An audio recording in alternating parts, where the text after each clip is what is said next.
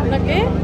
আমাদের জাতীয় নিরাপদ খাদ্য কর্তৃপক্ষের উদ্যোগে ভ্রাম্যমাণ নিরাপদ খাদ্য পরীক্ষাগার, যেটি আজকে আমাদের জেলায় উদ্বোধন হলো।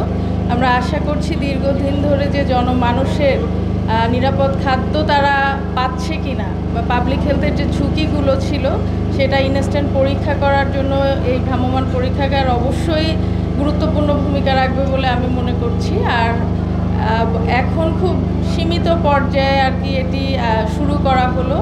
সপ্তাহে বা মাসে হয়তো 2 দিন আমরা এটি পাবো।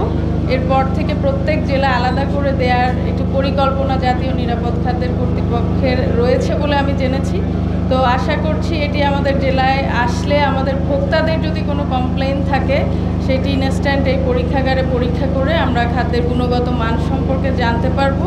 আমরা যেটি মনে করছি যে নির্ধারিত যে দিনে সপ্তাহে বা মাসে আসবে এটি একটি নির্দিষ্ট জায়গায় থাকবে, সেটি আমাদের নিরাপদ খাদ্য কর্মকর্তা যিনি জেলায় রয়েছেন তিনি অবহিত থাকবেন এবং ভোক্তাদেরকেও জানানো হবে। কারো কমপ্লেন থাকলে নির্দিষ্ট জায়গায় এনে সেটি টেস্ট করার মাধ্যমে আমরা নিশ্চিত হতে পারবো যে সংশ্লিষ্ট খাবারে কোনো ঝুঁকি আছে কিনা বা কোনো ভেজাল আছে কিনা।